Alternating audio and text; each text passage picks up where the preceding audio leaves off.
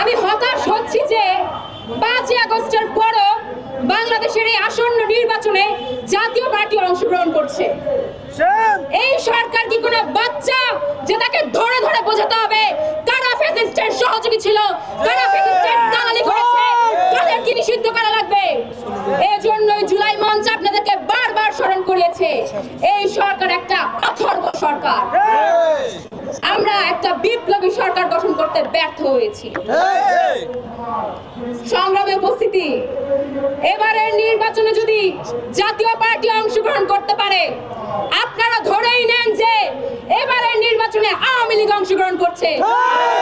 আপনারা ধরেই নেন যে এবারের নির্বাচনে যদি জাতীয় পার্টি অংশগ্রহণ করতে পারে, এটা এই সরকারের কোনো ব্যর্থতাই না, বরং এই সরকার 5ই আগস্টের পর আওয়ামী লীগের দালালি করেছে। আমরা বলতে চাই, বাংলাদেশের জনগণ এখন আর বোকা না। বিগত 17 বছর বাংলাদেশের জনগণ ধীরে ধীরে বুঝেছে যে হাসিনা ছিল একটা ফ্যাসিস্ট। বাংলাদেশের জনগণ কেবলমাত্র একটা উপযুক্ত সময়ের অপেক্ষায় ছিল। বাংলাদেশের জনগণ এখনো বুঝতে পারে যে 5ই আগস্টের পরে একটা অথর্ব সরকার গঠিত হয়েছে। বাংলাদেশের জনগণকে আর হতাশ করবেন না। এবার যদি বাংলাদেশের জনগণ আরেকটা বিপ্লবের ডাক দিতে বাধ্য হয়, আপনারা কিন্তু হাসিনার মতো পালানোর কোনো সুযোগ পাবেন না। আমার বক্তব্যের মাঝখানে আমি মনে করিয়ে দিতে চাই, ওসমান হাদি হত্যার বিচার কিন্তু এখনো হয় নাই। এই সরকার ওসমান হাদি হত্যার বিচার দিতে সম্পূর্ণরূপে ব্যর্থ।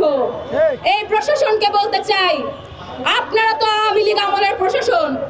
আপনাদের নেত্রীর বিরুদ্ধে একটা ফেসবুক কমেন্ট করে হলো মঙ্গল গ্রহ থেকে তাকে খুঁজে এনে নির্যাতন করতেন, গ্রেফতার করতেন। আজকে ওসমান হাদি হত্যার খুনিরা প্রকাশ্যে ঘোরাফেরা করলেও কেন তাদের গ্রেফতারটুকু করছেন না? বাংলাদেশের জনগণ সবই জানে। বাংলাদেশের জনগণের সাথে আর তামাশা করবেন না। অনেকেই বলছে যে জাতীয় পার্টি নির্বাচনী কার্যক্রম ইতিমধ্যে শুরু করে দিয়েছে, তাদের আদৌ নিষিদ্ধ করা সম্ভব কিনা। আমি বলতে চাই, 5ই আগস্টের পর বাংলাদেশে জাতীয় পার্টির অস্তিত্ব থাকার কোনো প্রাসঙ্গিকতাই নেই। 5ই আগস্টের পরের নির্বাচনে বাংলাদেশের জাতীয় পার্টির মতো একটা ফ্যাসিস্টের দলের অংশ নেওয়ার কোনো প্রাসঙ্গিকতাই নেই।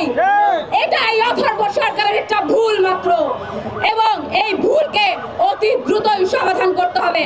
অন্যথায় বাংলাদেশের মানুষ এই সরকারের দড়ি ধরেও কিন্তু টান দিতে বাধ্য হবে। আমরা বলতে চাই, এই জুলাই যোদ্ধাদেরকে স্মরণ করিয়ে দিতে চাই, বাংলাদেশে এই 5ই আগস্টের পরও জুলাই বিপ্লবকে নিয়ে তামাশা করা হচ্ছে। আসন্ন নির্বাচন বানচালের জন্য জুলাই যোদ্ধাদের হয়রানি করার জন্য নীল নকশা তৈরি হচ্ছে। আপনারা প্রস্তুত থাকুন। এবং একটা কথাই বলে দিতে চাই, জুলাই মঞ্চ থেকে আমরা কড়া হুঁশিয়ারি দিচ্ছি, আসন্ন নির্বাচনে যদি কোনোভাবে 2000 শহীদের রক্তের সাথে বেইমানি করা হয়, যদি কোনোভাবে গণঅভ্যুত্থানের সাথে বেইমানি করা হয়, এই ফ্যাসিস্টের সহযোগীদেরকে অংশগ্রহণ করতে দেওয়া হয়, এই সরকারের বিরুদ্ধে জুলাই মঞ্চ কড়া পদক্ষেপ নিতে বাধ্য থাকবে।